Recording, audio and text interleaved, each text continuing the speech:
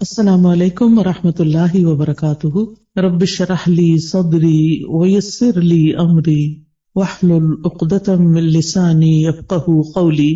خوشگوار زندگی بسر کرنے کا پہلا اصول یہی ہے جو قرآن نے ہمیں دیا ہے کہ انسان عمل صالح پر، نیک کاموں پر، خیر کے کاموں پر توجہ کرے اور ان کو بجا لانے کی کوشش کرے۔ اس میں ہم سورۃ النحل میں دیکھتے ہیں، آیت نمبر 97 ہے، من عمل صالحا من ذکر او انثى وهو مؤمن فلنحيينه حیاتا طیبہ ولنجزینہم اجرہم باحسن ما كانوا يعملون۔ جو کوئی نیک عمل کرے گا، جو بھی کوئی اچھا کام کرے گا، خواہ مرد ہو یا عورت ہو، شرط یہ کہ وہ مومن ہو، وهو مؤمن فلنحيينه حیاتا طیبہ، تو ہم اس کو ضرور عمدہ زندگی بسر کروائیں گے، حیات طیبہ۔ یہ آخرت کی بات نہیں ہو رہی، یہ دنیا کی بات ہو رہی ہے کہ دنیا میں بھی اس کو ایک اچھی پیور لائف ملے گی، صاف ستھری زندگی ملے گی، اور اس کا تعلق انسان کے ظاہر سے بھی ہے اور انسان کے دل سے بھی ہے۔ اور پھر اس کے بعد وَلَنَجْزِيَنَّهُمْ أَجْرَهُمْ، ان کو ان کے اعمال کا بدلہ بھی ضرور دیں گے، بِأَحْسَنِ مَا كَانُوا يَعْمَلُونَ، اس بہترین طریقے پر جو وہ عمل کرتے تھے، یعنی جس کوالٹی کا، جس درجے کا وہ عمل کرتے ہوں گے، اسی درجے کے مطابق ان کو وہاں بدلہ بھی دیا جائے گا۔ اس لیے ہمارا فوکس اس بات پر ہونا چاہیے کہ ہم اپنی زندگی میں نیک اعمال کی طرف متوجہ ہوں، لیکن نیک اعمال سے پہلے ایمان ضروری ہوتا ہے، یعنی ہمیں اپنے ایمان پر کام کرنے کی ضرورت ہے۔ وَهُوَ مُؤْمِن شرط ہے، اگر ایمان نہیں ہے تو آپ دیکھیں اچھے کام تو دنیا میں ہر کوئی کم کوئی زیادہ اچھے کام کرتا ہے، بلکہ بہت سے نان مسلم ایسے ہیں جو شاید مسلمانوں سے بھی زیادہ اچھے کام کر رہے ہوں، انسانیت کی بھلائی کے کام کر رہے ہوں، لیکن وہ فائدہ نہیں دیتے جب تک کہ وہ اللہ کے لیے نہ کیے جائیں اور اللہ پر ایمان لا کر نہ کیے جائیں۔ ایون مسلمان بھی اگر کوئی اچھا کام کرتا ہے لیکن اللہ کے لیے نہیں کرتا تو اس کا فائدہ نہیں ہوتا اس کو۔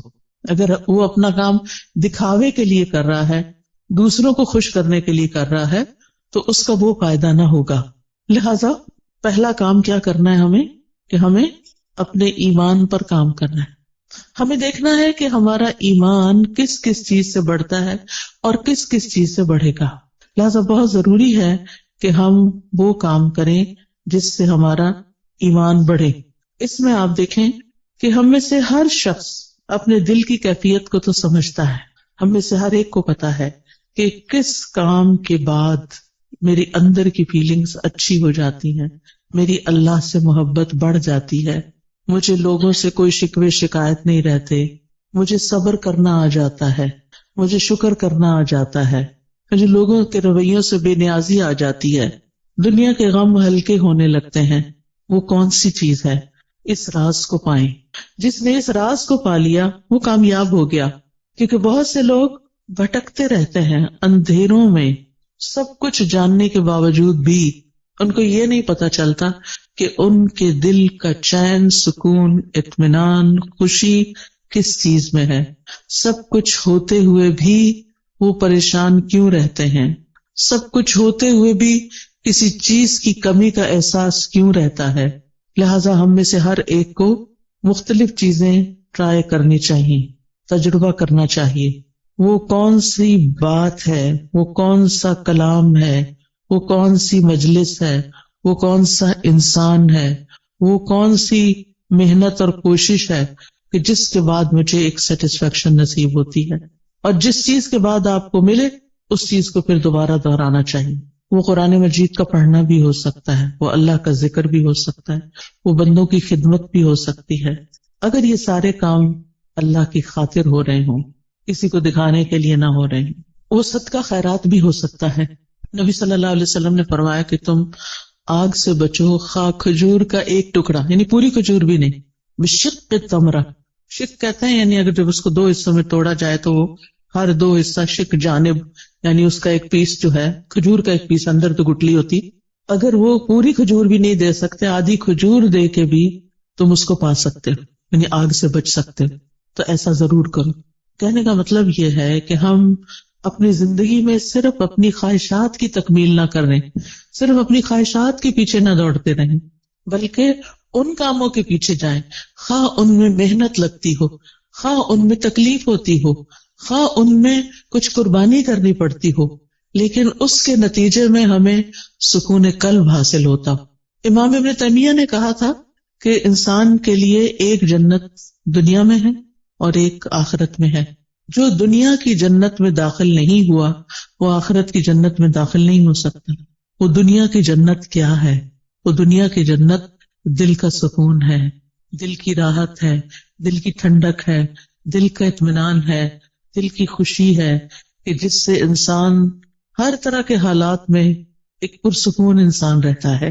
اس کے لیے ہر شخص کو خود محنت کرنا ہے، اور اصول میں نے آپ کو دے دیا کہ اس کی جو ہے وہ ایمان لا کر عمل صالح ہے، نیک عمل ہے۔ لیکن وہ نیک عمل کیا کیا ہے؟ ان کا علم حاصل کرنا ضروری ہے کہ کون کون سے کام اللہ تعالیٰ کو پسند ہے۔ پھر اسی طرح آپ دیکھیے کہ دوسری چیز جو انسان کو خوشی دیتی ہے وہ انسانوں کے ساتھ احسان کا معاملہ ہے، چاہے زبان کے ساتھ چاہے کام کے ساتھ۔ یعنی جب آپ کسی کے ساتھ اچھا بول لیتے ہیں، صرف اس کے ساتھ نہیں جو آپ کے ساتھ اچھی طرح بات کرتا ہے، اس کے ساتھ بھی جو آپ سے اچھی طرح بات نہیں کرتا اور کبھی بھی نہیں کرتا۔ ہم میں سے ہر شخص کی زندگی میں کچھ لوگ ایسے ضرور ہوتے ہیں کہ ہم ان کے ساتھ اچھا کرتے بھی رہیں پھر بھی وہ ویسے ہی رہتے ہیں جیسے وہ ہوتے ہیں۔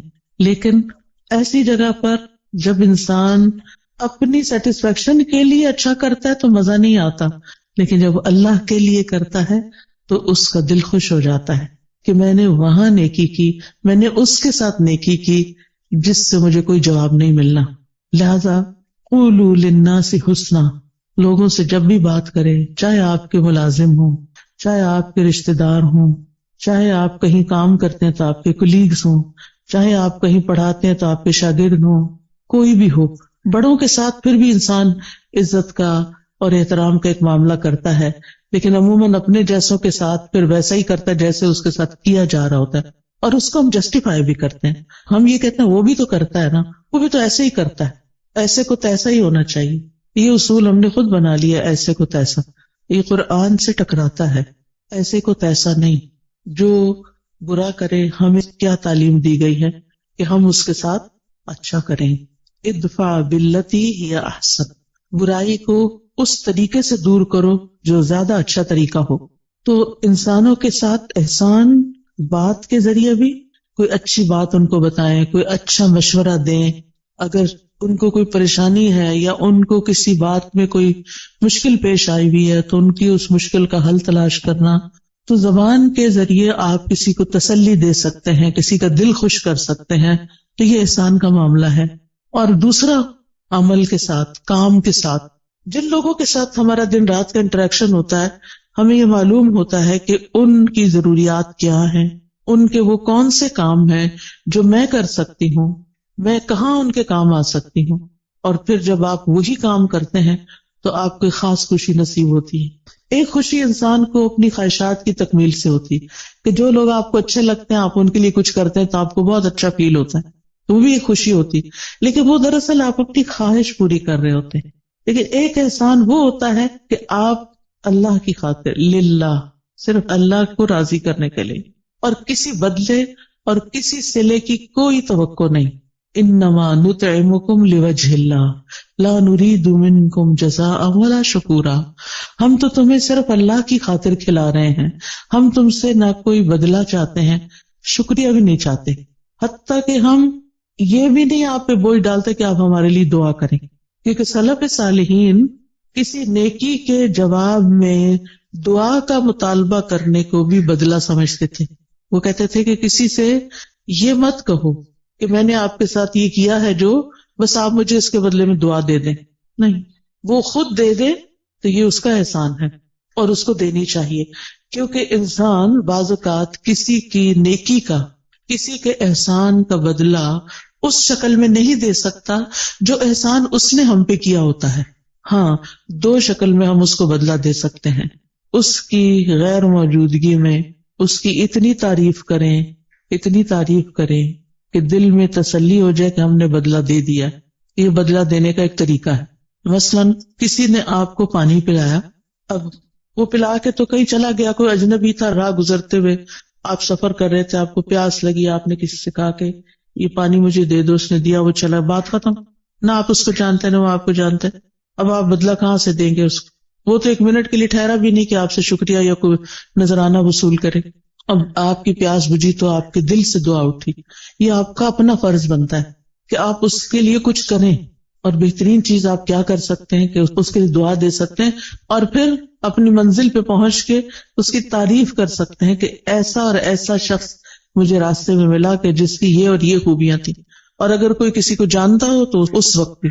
عام طور پر آپ دیکھیں کہ ہم اپنی مجلسوں میں جب بھی کسی کا ذکر کرتے ہیں عموماً نیگیٹو وے میں کرتے ہیں، اچھے انداز میں کم ہی کرتے ہیں اور کم ہی لوگوں کا کرتے ہیں. حتیٰ کہ اپنے والدین کے لیے بھی ہماری زبان سے اچھے الفاظ کم ہی نکلتے ہیں.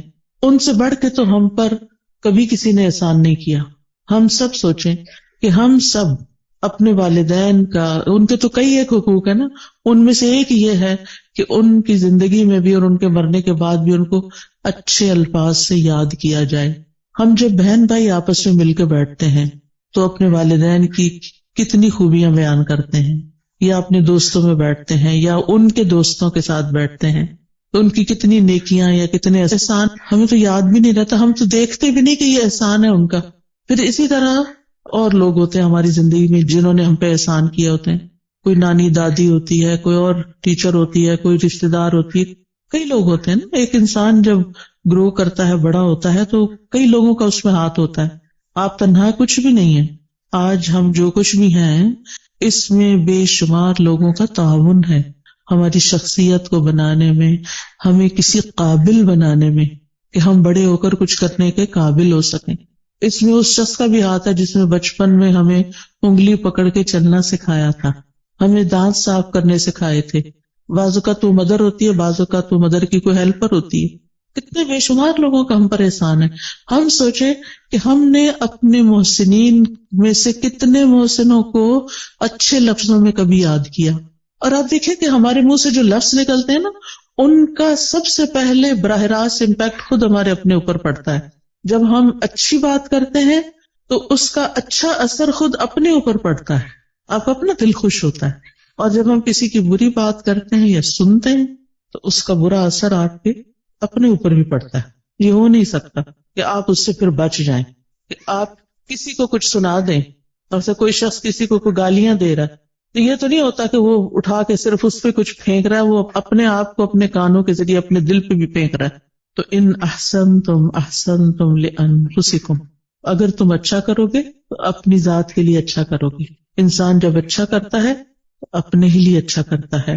اسی طرح خوشگوار زندگی بسر کرنے کے لیے بڑا ضروری ہوتا ہے، ایک اچھی زندگی بسر کرنے کے لیے، کہ انسان کسی اچھے کام میں مصروف رہے. ایک تو وہ کام ہوتے ہیں نا جو ہمیں کرنے پڑ جاتے ہیں، جو مجبوری سے ہم کرتے ہیں، ہمارے اوپر وہ ڈال دیے جاتے ہیں. مثلاً آپ بیٹی ہیں، گھر میں رہتی ہیں، تو آپ کی والدہ نے آپ کو کچھ کام کہہ دیے ہیں کہ یہ تم نے کرنے. جیسے ہم اپنے بچوں کے ساتھ کرتے ہیں، کچھ کام بیٹے کے ذمہ، کچھ بیٹی کے ذمہ، کچھ وہ تو کرنے ہی ہیں. کہ آپ کا فرض بنتا ہے کہ آپ جس گھر میں رہتے ہیں، جہاں سے آپ سارے فائدے اٹھاتے ہیں، وہاں آپ پے بیک بھی کریں، کچھ نہ کچھ واپس لوٹائیں، کچھ نہ کچھ اس گھر کی خیر خواہی کریں. لیکن یہ کافی نہیں ہے، یہ تو فرض کے درجے میں ہے نا.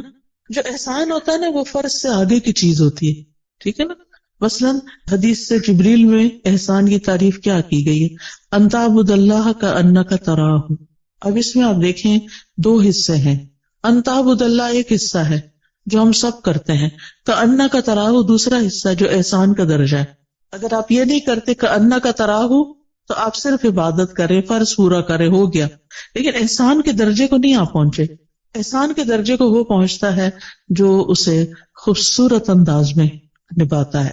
تو اس میں آپ دیکھیے کہ ہم سب اپنی زندگی میں کوئی نہ کوئی ایسا مقصد رکھیں، کوئی نہ کوئی ایسی چیز کریں جو ہمارے روزمرہ کے فرائض سے آگے کی چیز ہو. اس میں ہم کوئی علم سیکھنے کی بات کر سکتے ہیں، کوئی سکھانے کی کر سکتے ہیں، کوئی ایسا ہنر اللہ نے آپ کو دیا ہے کہ جس سے آپ خلق خدا کو کوئی فائدہ پہنچا سکتے ہیں. اور جو لوگ اپنی جوانی میں مصروف زندگی گزارنا سیکھ لیتے ہیں، اپنے وقت کو لغو اور فضول بیکار باتوں سے بچا کر اچھے کاموں میں لگاتے ہیں، ان کا بڑھاپا بڑا خوشگوار ہوتا ہے۔ میں نے مختلف لوگوں کے بڑھاپے دیکھے ہیں، کچھ کے انتہائی مزریبل کہ رو رو کے انہوں نے وقت کاٹا زندگی کا آخری، اور کچھ کا انتہائی خوشگوار، جن میں سے الحمدللہ میری اپنی والدہ محترمہ تھی۔ ہم 12 بہن بھائی تھے، انہوں نے 13 بچے جنم دیے، 13واں فوت ہو گیا تھا، لیکن 12 انہوں نے پال کے جوان بڑے کیے اور ان کی تربیت کی، اور وہ ساری زندگی انتہائی مصروف رہی انہی بچوں کی پیدائش اور پرورش اور تعلیم اور شادی اور ان سب چیزوں میں۔ لیکن اللہ سبحانہ و تعالیٰ نے ان کو کچھ لمبی زندگی دے دی کہ جب وہ 60s کے بعد ان سب کے فرائض سے فارغ ہوئی تو انہوں نے نئے سرے سے تعلیم حاصل کرنا شروع کر دی۔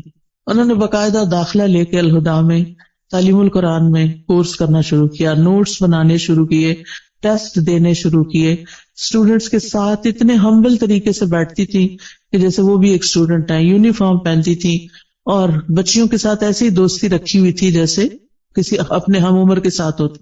بے شمار بچیاں ان سے مشورے لیتی، کوئی کچھ بات کرتی، کوئی کچھ، یعنی سب کی وہ نانی اماں تھی۔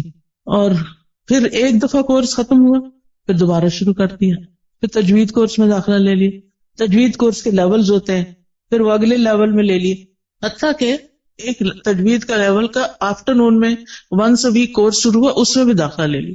اب وہ صبح 8 بجے سے آئی بھی ہوتی تھی اور پھر میرے گھر پہ آرام کرتی، اور پھر وہ شام کا کورس اٹینڈ کر کے 70s میں تھی، جب ان کی وفات ہوئی 78 ایئرس کی تھی وہ، اور اس کے باوجود وہ کسی دن اپنی کلاس مس نہیں کرتے۔ وہ بہن بھائیوں میں سے جو ملنے جاتا وہ کہتا آپ آرام کریں، آپ کیوں اپنے آپ کو تکلیف دیتے، لیکن وہ صبح سویرے وہ اپنے کام پہ پہنچی ہوئی ہوتی تھی۔ اور جس دن وہ بیمار ہوئی ہیں اس سے ایک دن پہلے بھی وہ اپنی کلاس میں آئی ہیں اور اپنا سارا دن وہاں پورا کیا ہے، اور شام کو کسی کو ملنے کے لیے بھی گئی ہیں، اور پھر اگلے دن صبح اٹھی ہیں تو ان کو تکلیف شروع ہوئی ہے جس میں ان کی ڈیتھ 2-3 دن کے بعد ہو گئی۔ اور نہ ان کی زبان پہ کسی کا شکوہ، نہ کسی سے گلہ، نہ کسی سے کوئی توقع، کون میرے پاس آتا ہے اور کون نہیں۔ اور اگر ہم جاتے بھی تھے نا، جیسے بہن بھائی ماشاءاللہ ایک کے بعد ایک، تو تھوڑی دیر بات چیت کرتی تھی، وہ کہتے اچھا میری ذرا صورت رہتی ہے، ہر روز صورت بقرہ پوری پڑھنی۔ پھر آل عمران بھی شروع کر دی کہ جب پتہ چلا کہ 2 صورتیں قیامت کے دن 2 بادلوں کی شکل میں ہو، اور پھر اپنے ہاتھ سے ڈیلی الہدیٰ میں صدقہ کرنا۔ الحمدللہ ان کے بعد بھی اب تک ہم نے وہ سلسلہ جاری رکھا ہوا ہے کہ جس طرح وہ خود آ کے ہر روز سیدھی جا کے صدقہ کرتی ہیں، بھیجتی کہ جا کے ڈال کے آئیں۔ تو الحمدللہ، تو جو عادتیں انسان ڈال لیتا نا اپنے اندر کسی نہ کسی کام کی مصروفیت رکھنے کی، ٹھیک ہے اگر آپ کے اس وقت بچوں کی وجہ سے بہت مصروفیت ہے، آپ ریگولر 4 دن کا کورس جوائن نہیں کر سکتے، فل ٹائم نہیں کر سکتے، آپ ہفتے میں 1 دن کر لیں، آپ باقاعدہ طالب علم بنیں، آپ پڑھیں، سبق یاد کریں، ٹیسٹ کریں، تب آپ کو پتا چلے گا آپ کہاں کھڑے ہیں۔ اس پڑھنے میں اور صرف ایک لسنر کے طور پہ سن کے اٹھ کے بلا دینے میں بہت بڑا فرق ہے۔ جب آپ باقاعدہ طالب علم بنتے ہیں، اور طالب علم کے تو اجر ہی بہت بڑا ہے کہ جو شخص علم کے راستے پہ چلا وہ جنت کے راستے پہ چلا، تو چاہے ہفتہ وار کلاس لیں، چاہے ڈیلی لیں، چاہے صبح کی لیں، چاہے شام کی لیں، چاہے رات کی لیں، چاہے آن لائن لیں، یعنی کوئی طریقہ اپنے لیے ضرور سوچیں۔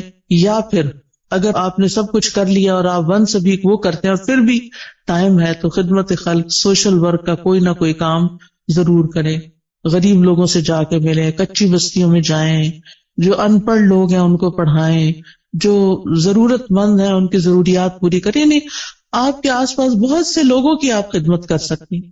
تو جو کسی کے ساتھ احسان کا معاملہ کرتا ہے وہ احسان واپس اس پہ لوٹ کے آتا ہے، یعنی واپس آپ کی طرف ہی آئے گا، دنیا میں بھی آپ کو فائدہ دے گا، آپ کی زندگی خوشگوار ہو جائے گی، آپ کے غم دور ہو جائیں گے، اور آخرت میں تو فائدہ دے گا ہی دے گا۔ مسلمان کو جب قبر میں دفن کیا جاتا ہے، اور قبر کی تنہائی تو آپ کو پتا ہے کوئی بھی ساتھ نہیں جاتا، اس وقت صرف عمل ساتھ جاتے ہیں، تو نماز اس کے سرانے کی طرف آ جاتی ہے، صدقہ خیرات اس کے، زکوٰۃ دائیں طرف آ جاتی ہے، روزہ بائیں طرف، اور صدقہ خیرات اور دیگر نیکیاں پاؤں کی طرف، لہٰذا کوئی بھی عذاب کسی طرف سے بھی آنے کا رستہ نہیں رہتا، اور وہ یہ چیزیں اس کو پروٹیکٹ کرتی ہیں۔ لیکن اگر ان میں ہی کمی ہو اور وہی ناقص ہو، پروٹیکشن والی ویک ہو، تو پھر کون بچانے آئے گا؟ وہاں تو رونا دھونا بھی کام نہیں آئے گا۔ لوگ مزے سے اپنے بستروں میں سوئے ہیں اور قبر کا عذاب سہنے والا اندھیری کوٹڑی میں اکیلے مصیبت میں پڑا ہوا ہے جس کا کوئی فریادی نہیں ہے، کوئی پوچھنے والا نہیں. تو ابھی ہمارے پاس ٹائم ہے، ابھی ہماری زندگی ہے، کیوں نہ ہم ایسے کام کریں کہ اس دنیا میں بھی جئیں تو اطمینان کے ساتھ جئیں اور آگے بھی اطمینان کے ساتھ رہیں. پھر اسی طرح آپ دیکھیں کہ ایک اور چیز کا آپ خیال رکھیں کہ ماضی میں جو کچھ ہو چکا اس پر غمگین نہ رہا کریں، ریگریٹس نہ کیا کریں، بہت بس توبہ کر لیا کریں. جو ہو چکا سو ہو چکا، اب وہ ہاتھ سے نکل چکا ہے. اب ہمارا معاملہ اللہ تعالیٰ کے ساتھ ہے اور وہ غفور الرحیم ہے، رحمان الرحیم ہے، لہٰذا اس سے ہم اچھا حسن ظن رکھتے ہیں کہ وہ ہمیں معاف کر دے گا. لہٰذا جتنی بھی غلطیاں جو جانتے ہیں اور جو نہیں جانتے ان سب پر ہم توبہ کرتے رہیں، استغفار کرتے رہیں، لیکن غم نہ کریں، کیونکہ بعضوں کا شیطان انسان کو غمگین رکھتا ہے. وہ کیا چاہتا ہے کہ انسان اسی طرح الجھتا رہے اپنے غموں میں اور کچھ نہ کرے. تو آپ نے اس کے پھندے میں نہیں آنا، اس نے کہنا کہ میرا معاملہ اللہ کے حوالے ہے، مجھے اپنے رب سے اچھی امید ہے. اور حدیث میں ہمیں کیا تسلی دی گئی ہے کہ اللہ اپنے بندے کے ساتھ کیسا معاملہ کرتا ہے، جیسا وہ اس کے بارے میں گمان کرتا ہے. اسی طرح مستقبل کا ہم غم فکر بھی نہ کیا کریں. میں ہمیشہ سوچتی ہوں جس رب نے اب تک پالا ہے، اب تک سنبھالا ہے، آگے بھی وہی رب ہے. جس چیز کے بارے میں بھی فکر آنے لگتی ہے تو میں اپنے مائنڈ کے اندر اس چیز کو ایسے ریپ کرتی ہوں اور پھر میں کہتی ہوں اللہ تعالیٰ یہ آپ کے حوالے. جیسے موسیٰ علیہ السلام کی والدہ نے موسیٰ علیہ السلام کو ریپ کیا اور باسکٹ میں ڈالا اور دریا کی نظر کیا اور کہا یہ آپ کے حوالے. ایسے ہی امیجنیشن میں جو چیز بچوں کے بارے میں فکر ہے تو ان کو بھی اسی طرح ریپ کر کے اللہ کے حوالے کر دیا. میں باقاعدہ بولتی ہوں یہ لفظ، اللہ آپ نے موسیٰ علیہ السلام کی جیسی حفاظت کی تھی ایسے ہی میرے بچے کی آپ حفاظت کریں. یوسف علیہ السلام کا جو ماحول تھا سارا وہ کیسا تھا؟ مصر میں کسی اسلامی ماحول میں تھے، کسی اسلامی اسکول میں جا رہے تھے یا کسی اسلامی درسگاہ میں تھے یا کسی مسجد میں بیٹھے رہتے تھے. وہاں تو مسجد نام کی کوئی چیز نہیں تھی، وہاں تو کچھ نہیں تھا ان کے پاس، ہر طرف برائی کے مواقع تھے. کس نے حفاظت کی؟ اللہ نے حفاظت کی. ہر وقت بچوں کے لیے پریشان نہ رہا کریں، آپ کہا کریں کہ اللہ میں نے ان کو تیرے حوالے کیا، آپ نے یوسف علیہ السلام کی حفاظت کی تھی، آپ میرے بچے کے ایمان اور دین کی بھی حفاظت کریں، اور اللہ کرے گا. تو جس چیز کے بارے میں آپ فکر کرتے ہیں نا اس کے لیے اپنی تدبیر ضرور کریں، کوشش کریں، محنت کریں، لیکن ہر چیز ہمارے ہاتھ میں نہیں ہے، اللہ کے ہاتھ میں ہے. اور اللہ کا جب اذن ہوتا ہے تو وہ چیز ہو جاتی ہے. انما امرہ اذا اراد شیئا ان یقول لہ کن فیکون. تو اس طرح اپنے بوجھوں سے آزاد ہوں تاکہ آپ شرح صدر کے ساتھ حال میں اس وقت جو کام کر رہے ہیں اس پہ فوکس کریں. مثلا میں اگر اس وقت پڑھا رہی ہوں، کچھ سکھا رہی ہوں اور میں غم لگا کے بیٹھی بھی ہوں کسی اور چیز کا تو میں کوالٹی نہیں دے سکتی. آپ اگر یہاں بیٹھے ہوئے اور سوچ رہے ہیں کوئی گھر میں مسئلے کا تو آپ کا آدھا دل ادھر ہے آدھا ادھر ہے، آپ ڈیوائیڈڈ ہیں، آپ انجوائے نہیں کر سکتے. اس وقت آپ سب کچھ چھوڑ کے آئے ہیں، ریلیکس ہو جائیں، سکون سے بیٹھیں، اطمینان سے سنیں، اپنے لیے کچھ پک کریں، یاد رکھیں، ساتھ لے کے جائیں اور اس کے مطابق زندگی بسر کریں تاکہ یہاں آنے کا کچھ فائدہ ہو آپ کو. تو اپنے سارے خیالات کو کیا کرنا ہے، اکٹھا کر کے اس نقطے پہ فوکس کرنا ہے جو آپ اس وقت کام کر رہے ہیں. پھر ایک اور چیز جو دلوں کو بڑا اطمینان دیتی ہے اور وہ ہے اللہ کا ذکر. اٹھتے بیٹھتے چلتے پھرتے ہر موقع کا ہمیں ذکر سکھا دیا گیا ہے. آپ سیڑھی چڑھ رہے ہیں تو آپ اللہ اکبر کہیں، آپ اتر رہے ہیں تو سبحان اللہ کہیں، آپ کہیں انٹر ہو رہے ہیں تو بسم اللہ پڑھیں، آپ کہیں سے نکل رہے ہیں تو دعا پڑھ لیں، آپ گاڑی میں بیٹھے ہیں تو دعا پڑھ لیں، آپ گھر میں داخل ہوئے تو پڑھ لیں، آپ گھر سے نکل رہے ہیں تو پڑھ رہے ہیں، کھانا کھانے لگے تو آپ پڑھ لیں، کھانا کھا چکے ہیں تو دعا پڑھ لیں، آپ سونے لگے ہیں تو دعا پڑھ لیں، کوئی آ گیا ہے تو سلام دعا میں دعائیں ہیں.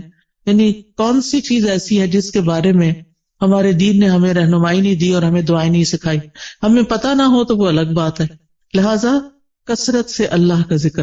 قرآن مجید میں اللہ تعالیٰ اپنے مومن بندوں اور بندیوں کی صفت یہ بیان کرتے ہیں وَالذَّاكِرِينَ اللَّهَ كَثِيرًا وَالذَّاكِرَاتِ، کہ وہ کثرت سے اللہ کا ذکر کرنے والے ہیں، مرد بھی اور عورتیں بھی.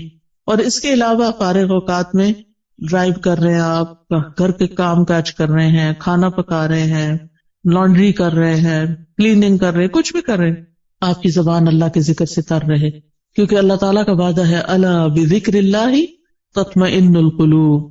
اور یہ بھی آتا ہے الذین آمنوا وتطمئن قلوبہم بذکر اللہ، وہ لوگ جو ایمان لائے ہیں، ایمان والے جو ہیں، ان کے ذکر، اللہ کے ذکر سے ہی اطمینان پاتے ہیں. اگر ذکر، کچھ لوگ کہتے ہیں ذکر بھی کرتے ہوئے چین نہیں آ رہا، پھر اپنے ایمان پہ کام کریں، کیونکہ اللہ تعالیٰ نے ایمان والوں کی تو یہی صفت بیان کی کہ ان کو اللہ کے ذکر سے چین آ جاتا ہے، ان پہ یہ دوائی کام کر جاتی ہے. اور اگر آپ پر یہ دوائی کام نہیں کر رہی تو پھر دوائی کا قصور نہیں ہے، کچھ مشکل آپ کے اندر ہے، کیونکہ ذکر تیر بہدف نسخہ ہے. تیر بہدف کا مطلب ہوتا ہے نشانے پہ جا کے لگتا ہے، جس قسم کی آپ کو تکلیف ہو اس کا علاج ہے. پھر اسی طرح اپنی روزمرہ کی گفتگو میں اللہ کی نعمتوں کا ذکر شروع کر دیں، اللہ کی نعمتوں کو دیکھنا شروع کریں، چھوٹی چھوٹی باتوں پر شکر ادا کریں. مثلاً آپ واش روم میں جاتے ہیں، ٹیپ کھولتے ہیں، گرم پانی آتا ہے، صرف ہاتھ دھو کے وضو کر کے نہا کے باہر نہ نکلیں، بلکہ کیا کریں، دل ہی دل میں، ادھر اللہ کا ذکر تو نہیں ہم نے کرنا ہوتا واش روم میں کھڑے ہو کر، دل ہی دل میں کریں شکر ہے، شکر، لفظ شکر منہ سے نکالتے جائیں. شکر کا لفظ بولنا تو واش روم میں منع نہیں، شکر ہے، شکر ہے، شکر ہے. اسی طرح کوئی بھی اور چیز جو آپ کے گھر میں اللہ نے آپ کو سہولت دی ہوئی، مثلاً سردی ہے اور اللہ نے آپ کو ہیٹر جیسی نعمت دی ہوئی ہے، آن کرتے ہوئے آف کرتے ہوئے اللہ تیرا شکر ہے تو نے یہ نعمت دے رکھی ہے. کتنے ہی لوگ ایسے ہیں جن کے پاس یہ نعمت نہیں ہے، کتنے ہی لوگ ہیں جن کے پاس پورا لباس بھی نہیں ہے، ان کے پاس آپ جیسی رضائی بھی نہیں ہے، ان کے پاس جوتے بھی نہیں ہیں، جرابیں بھی نہیں ہیں، پورا کھانا بھی نہیں ہے.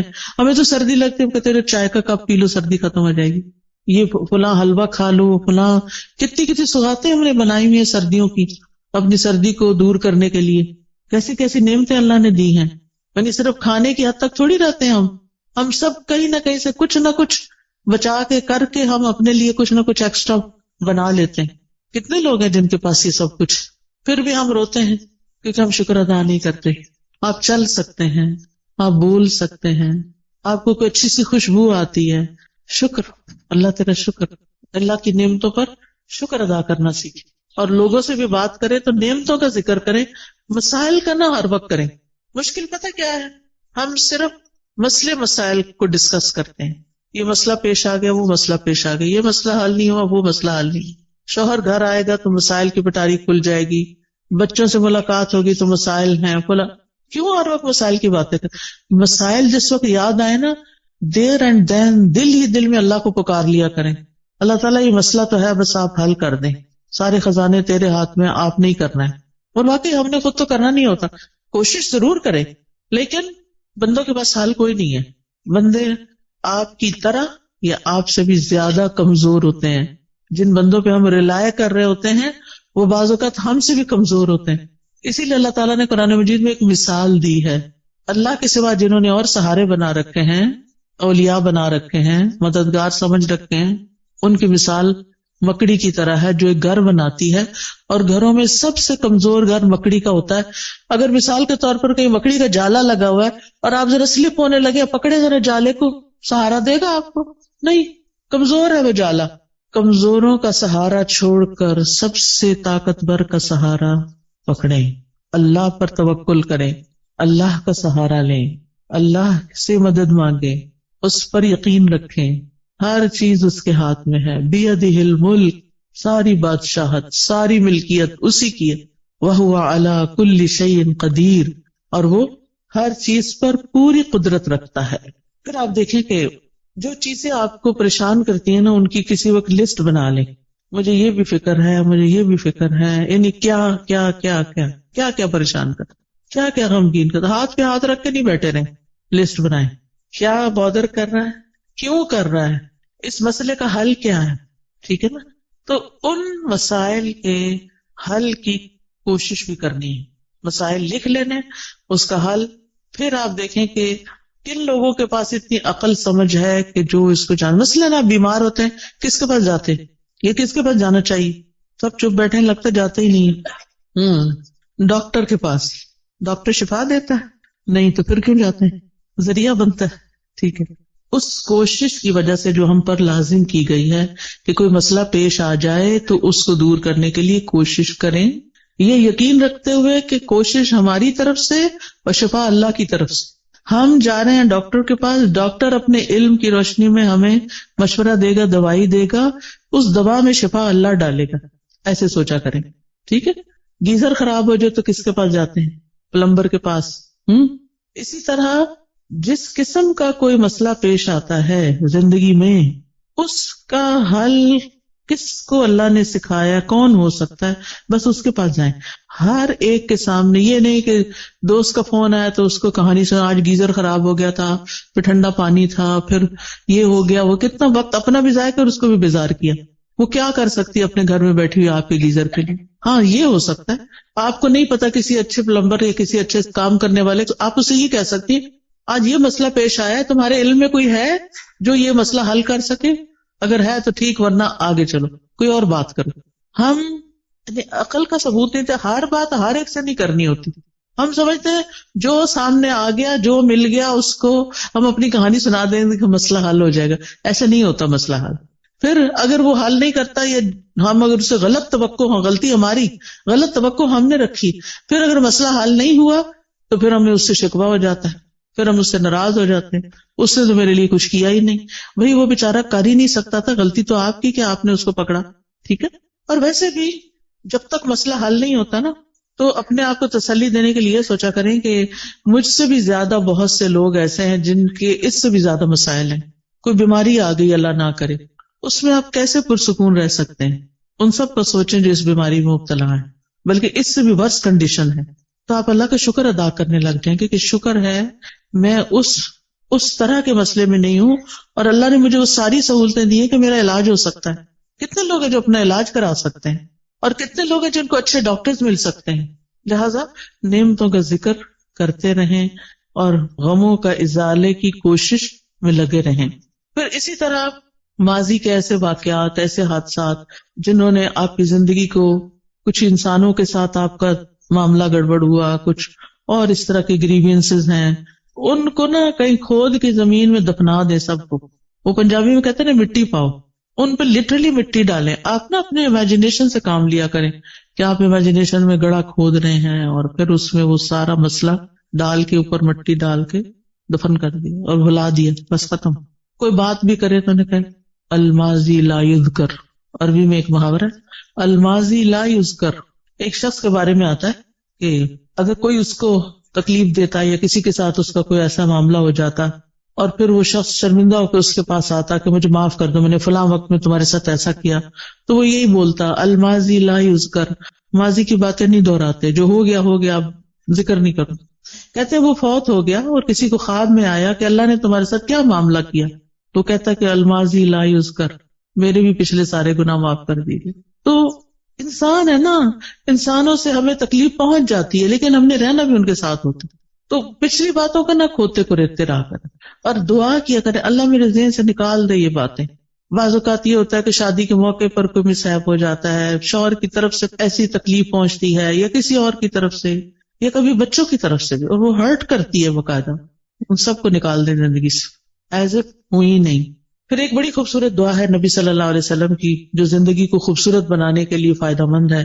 اللہم اصلح لی دینی الذی هو عصمت امری، واصلح لی دنیای التی فیہا معاشی، واصلح لی آخرتی التی فیہا معادی، واجعل الحیات زیادۃ لی فی کل خیر، واجعل الموت راحۃ لی من کل شر. یہ دعا زبانی یاد کر لیں، اور اس کو دن میں کم از کم ایک دفعہ تو ضرور پڑھا کریں. ساری چیزیں ٹھیک ہو جائیں گی. اس میں دین، دنیا، آخرت، ہر چیز کو ٹھیک کرنے کی بات ہے. پھر اسی طرح بعض اوقات انسان اپنے اوپر قابو نہیں پا سکتا، اپنے ہاتھوں مجبور ہوتا ہے، چاہے غصے کا وقت ہو، چاہے غم کا وقت ہو، چاہے خوشی کا وقت ہو. بعض اوقات ہم خوشی میں بھی آپے سے باہر ہو رہے ہوتے ہیں. تو ایسی صورت میں اللہ تعالیٰ سے دعا کیا کریں اللہم رحمتک ارجو ولا تکلنی الی نفسی طرفۃ عین واصلح لی شأنی کلہ لا الہ الا انت. اے اللہ میں تیری رحمت کی امید رکھتی ہوں، تو مجھے میرے نفس کے حوالے ایک آنکھ جھپکنے کی دیر بھی نہ کرنا، ایک لمحے کے لیے بھی مجھے میرے نفس کے حوالے نہ کرنا، کیونکہ ان النفس لامارۃ بالسوء. یا تو نفس کسی برائی کی طرف لے جائے گا، یا نفس کوئی بری بات یاد کر لے گا پچھلی، اور اس سے پریشانی کڑی ہو جائے گی. تو لا الہ الا انت، اللہ الہ تو ہی میرا ہے. تو انشاءاللہ یہ دعائیں دل کو مضبوط کرتی ہیں، اور پھر جب دل مضبوط ہو جاتا ہے تو اللہ پہ توکل بڑھ جاتا ہے، اور جو اللہ پہ توکل کرتا ہے اللہ اس سے کافی ہو جاتا ہے. وَمَن يَتَوَكَّلْ عَلَى اللَّهِ فَهُوَ حَسْبُهُ، جو اللہ پہ توکل کرتا ہے اللہ اس کا کام بنا دیتا ہے. پھر اسی طرح یہ ہے کہ اپنی زندگی میں اچھے لوگوں کے حالات زندگی پڑھا کریں، صحابہ کے بارے میں، صحابیات کے بارے میں، نبی صلی اللہ علیہ وسلم کی سیرت، قصص القرآن، کیسے ان لوگوں نے صبر کیا، کیسے زندگیاں گزاری، نیک لوگوں کے حالات، علماء کے حالات، محدثین کے، مفسرین کے، فقہاء کے، جنہوں نے کچھ کام کیے ہیں زندگی میں، آپ کو اس سے بہت خوشی ملے گی. ایسی کتابیں ہیں. جب میں یہاں پڑھتی تھی تو بہت لائبریریاں تھیں. دیال سنگھ لائبریری تھی، آئی ڈونٹ نو ابھی ہے یا نہیں. پھر اسی طرح یہ کلب روڈ پہ لائبریری تھی، میں اس میں بھی جایا کرتی تھی، مال پہ جو کلب روڈ پہ لائبریری. پھر اسی طرح یونیورسٹیز کی لائبریری، کالجز کی لائبریریز، اور جگہوں پہ لائبریری. تو آپ ایسی کتابیں لا کے بھی پڑھ کے واپس کر سکتے ہیں، ورنہ ہی کہ اب تو نیٹ پہ ہر چیز اویلیبل. ایسے لیکچرز اردو اور انگلش میں موجود ہیں جو حیات صحابہ اور صحابیات اور علماء امت کے بارے میں، مسلم ہیروز کے بارے میں موجود ہیں، ان کو سنیں. اس سے یہ ہے کہ آپ کی زندگی صراط مستقیم پہ آئے گی، کیونکہ ہم ہر روز کہتے ہیں اہدنا الصراط المستقیم صراط الذین انعمت علیہم غیر المغضوب علیہم ولا الضالین. آمین. تو انشاءاللہ ان لوگوں کی زندگی میں آپ کو بڑی بڑی رہنمائیاں ملیں گی. پھر اسی طرح یہ ہے کہ زندگی میں اعتدال بڑا ضروری ہے. خوشی میں اعتدال، غم میں اعتدال، محبت میں اعتدال، نفرت میں اعتدال، ہر چیز میں توازن اور اعتدال. پھر اسی طرح لوگوں کے رحم و کرم پہ خود کو نہیں چھوڑنا کہ انہوں نے کچھ کہہ دیا تو آپ پریشان ہو گئے، انہوں نے کوئی تعریف کر دی تو آپ خوش ہو گئے. خوشی لوگوں میں نہیں ڈھونڈے، خوشی اپنے اندر ڈھونڈے، within yourself. آپ لوگوں کے مرضی پہ جینا نہ شروع کریں، اللہ کی مرضی پہ جئیں. اب لوگ ایسا لباس چاہتے ہیں تو ہم ویسے بن جائیں. کیوں بن جائیں؟ میرا رب تو کچھ اور چاہتا ہے، لوگ کچھ اور چاہتے ہیں، میں نے تو لوٹ کے رب کے پاس جانا ہے. میں کیوں لوگوں کو خوش کرتی رہوں؟ مجھے تو اپنے رب کو خوش کرنا ہے. اور اسی طرح تمام معاملوں میں. پھر آپ دیکھیے کہ جب آپ کوئی بھی ایسی چیز کریں گے یعنی جو رب کی مرضی کے مطابق ہوگی، رب کی مدد سے ہوگی، رب کی خاطر ہوگی، تو اس چیز میں برکت بہت ہو جائے گی. للہ و باللہ و علی اللہ، اللہ کے لیے، اللہ کی مدد سے اور اللہ پہ بھروسہ کرتے ہوئے. اور پھر یہ کہ اپنے اوپر ناجائز بوجھ نہ ڈالا کریں. مومن اپنے آپ کو ذلیل نہیں کرتا، ایسے فتنوں اور ایسے کاموں میں نہیں پڑتا کہ جن کا وہ بوجھ نہ اٹھا سکے. لہٰذا جذبات میں آ کے ایسے کام مت شروع کر دے کہ جن کو آپ 2 دن کر کے پھر تھک جائے اور کہ آپ میں نہیں کر سکتے. جو بھی کام شروع کریں بیبی سٹیپ لیں، چھوٹا چھوٹا کریں، پھر آگے بڑھتے جائیں. ورنہ بڑا بھی کام کرنا ہے نا، 1000 میل کا بھی سفر طے کرنا ہے تو 1 قدم سے شروع کریں اور پھر پہنچ جائیں گے آپ اپنی منزل کو. لیکن زندگی میں چلتے رہیں، کچھ کرتے رہیں. اللہ تعالیٰ ہمیں اس کی توفیق عطا فرمائے. وآخر دعوانا ان الحمد للہ رب العالمین. تو آپ میں سے اگر کوئی کچھ بات کرنا چاہتا ہے تو یو آر موسٹ ویلکم. السلام علیکم استاد جی. وعلیکم السلام. میں پوچھنا چاہتی ہوں کہ آپ جو دعائیں ہمیں بتاتی ہیں، سکھاتی ہیں، تو یہ ہمیں کہاں سے ملیں گی؟ ہم یاد کرنا چاہتے ہیں.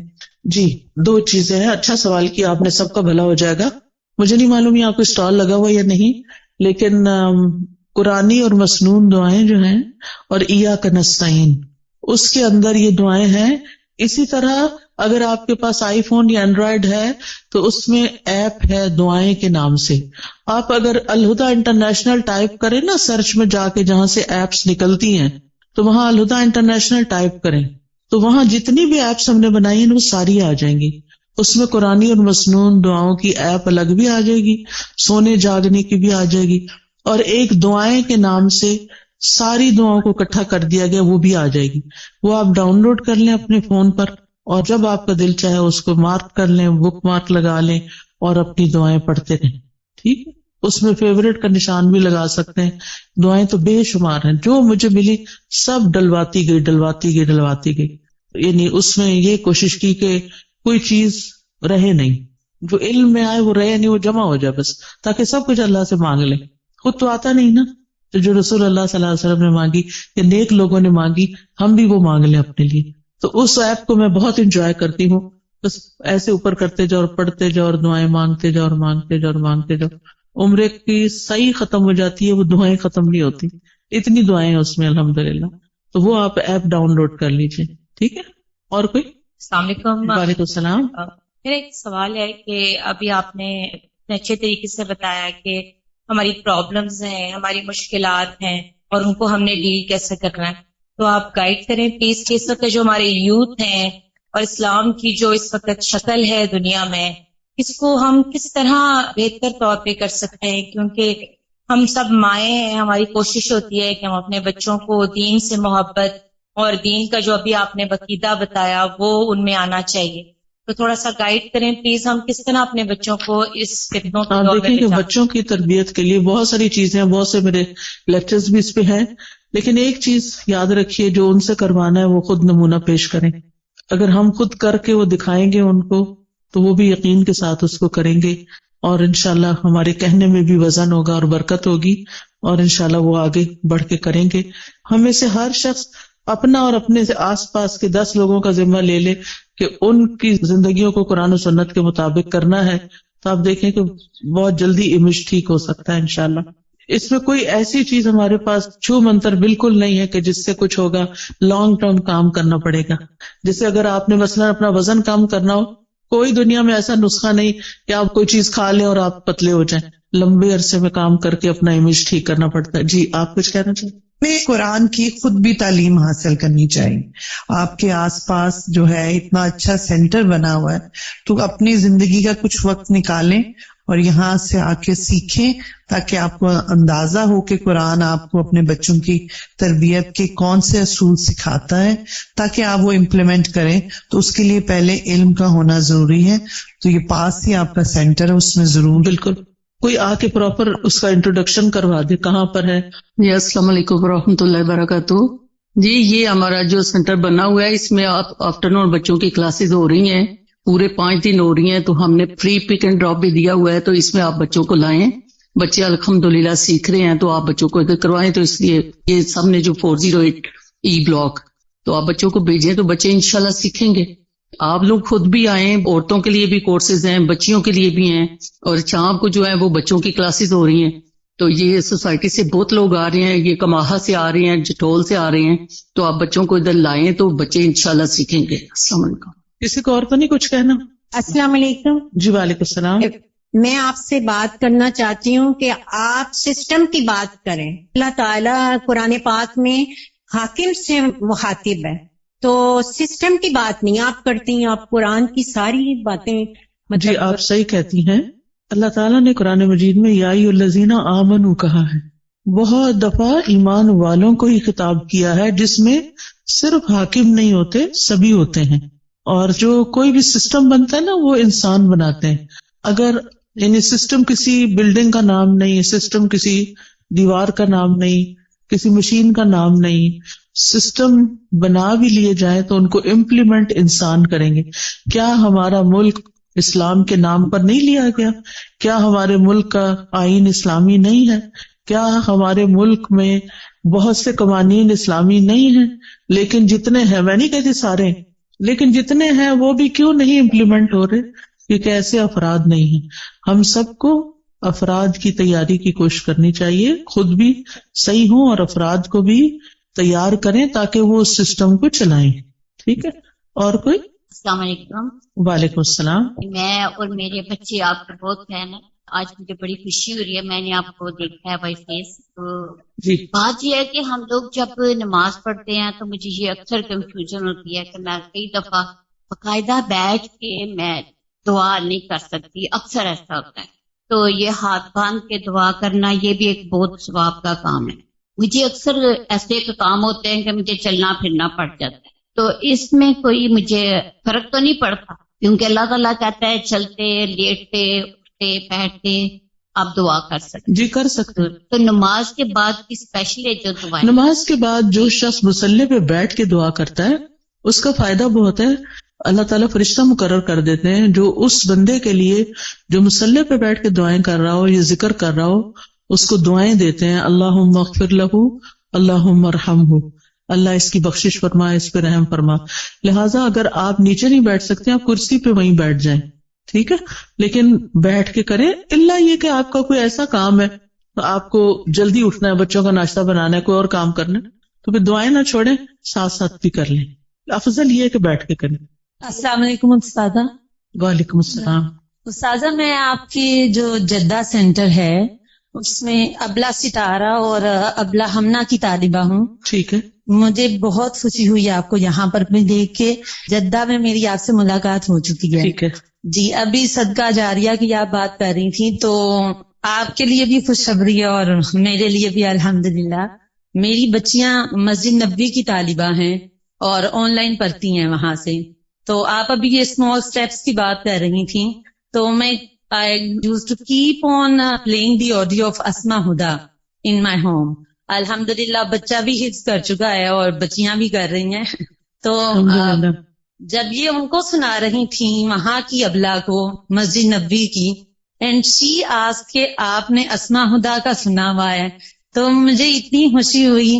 آپ بھی ماں ہیں الحمدللہ، آپ کو بھی ان کی بشارت دنیا میں بھی اللہ تعالیٰ اچھے کام ان سے بھی لے. اور میری بچی کی بھی آواز سن کے انہوں نے پک کیا کہ یہ وہاں سے پڑھ کے آئی ہیں کہیں. الحمدللہ. جی بس یہ چھوٹے چھوٹے سے اسٹیپس اگر ہم مائیں لیں گی تو بالکل کچھ نہ ہم جی جی بعض اوقات یہ سوچتے ہیں ہمارے پاس ریسورسز نہیں. الحمدللہ ہم ایسے دور میں پیدا ہوئے ہیں کہ ہمارے پاس آن لائن بہت سے ریسورسز موجود ہیں. کوئی بھی نہیں تو بھی ہم تنہا نہیں، بہت کچھ ہے ہم جس سے فائدہ اٹھا سکتے ہیں. السلام علیکم. وعلیکم السلام. ساتھ مجھے یہ کوشچن کرنا ہے، جیسے آج کل بچوں کے ہم لوگ ریلیشنز کے لیے کوششیں کر رہے ہیں، بچوں کی چوائسیز ہوتی ہیں، بعض دفعہ فیملی پریشر ہوتا ہے کہ نہیں یہاں آپ کریں. تو اس میں ہم لوگ کو کیا کرنا چاہیے؟ بعض دفعہ ہوتا ہے ان کی چوائس پہ ہم نکاح وغیرہ بھی کر دیتے ہیں، ہوتا ہے کہ چلو جائز طریقے سے آپ ایک دوسرے سے ریلیشن قائم رکھیں، بٹ گرلس کے جو ہوتے ہیں لڑکیوں کے پیرنٹس وہ پسند نہیں کرتے کہ بچہ بچی زیادہ آپس میں ملے.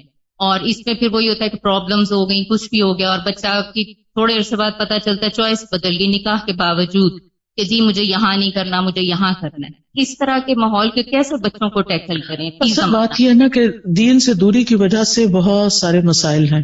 اللہ کا تقوی نہیں ہے، اللہ کا خوف نہیں ہے، زندگی کو فن بنایا ہوا ہے. اللہ تعالیٰ سمجھ دے بس.